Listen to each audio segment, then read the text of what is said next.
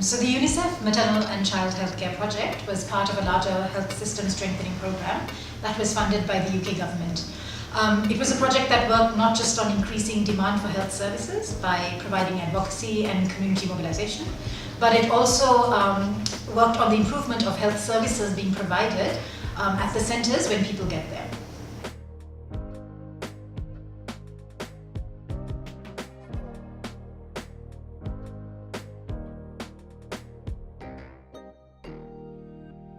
A large component of this project was an infrastructure component where we upgraded existing health facilities or we built new maternity clinics to keep in line with the acceptable standards for basic and comprehensive emergency obstetric care. The biggest challenge that was faced by this project is the initial introduction to the program environment.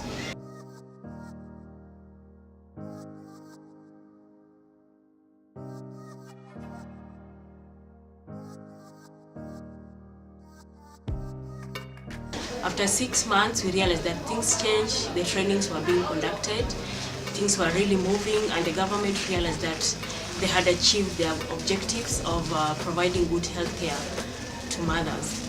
So how we overcame this is through being transparent in our processes, having regular discussions and meetings, and also telling them what we are doing and being open in whatever we are doing. So the most innovative part of our project, I think, comes from the climate change component. We were required to do energy audits for health facilities to be able to calculate how much energy wastage they had in their operations. 150 assessments later, we realized it was impossible to calculate wastage for facilities that weren't actually connected to any sort of grid power. One of the most important things that we wanted to enforce through this project was the shift away from looking at green energy as an alternative source of energy until they were connected to the grid, but to showcase that it could be used as a main source of electricity if it was used correctly and maintained appropriately.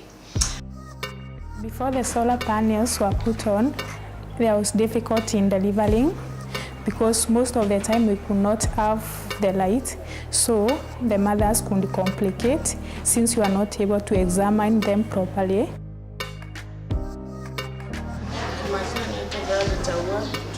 Elizabeth, hapa jana nilifanya vizuri, nilipata maji moto, chakula nilipata vizuri, pa kulala nilala vizuri na watoto, sijaona shida yoyote.